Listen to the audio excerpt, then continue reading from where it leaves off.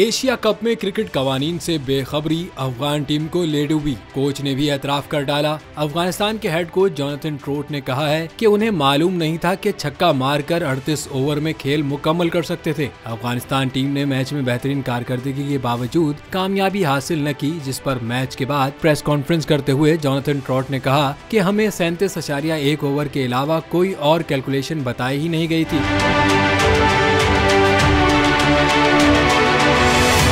हुआ कुछ यूं कि श्रीलंका ने पहले बैटिंग करते हुए 8 विकेटों पर 291 रन बनाए। अफगानिस्तान के बैटर समझते रहे कि 292 रन का हदफ उन्हें हर हाल में 37.1 ओवर में हासिल करना है। किसी ने भी बैटर्स को न बताया कि अगर 37.4 ओवर्स तक 295 रन बना लिए तो भी अफगानिस्तान सुपर 4 के लिए क्वालिफाई कर जाएगा। लेकिन अफगानिस्तान की टीम 289 रन बनाकर आउट हो गई। अफगानिस्तान के कोच का मजीद कहना था कि टूर्नामेंट से बाहर होने पर मायूसी हुई है। हम टूर्नामेंट में बेहतर परफॉर्म कर सकते थे। हमें अपनी गलतियों पर काबू पाना होगा।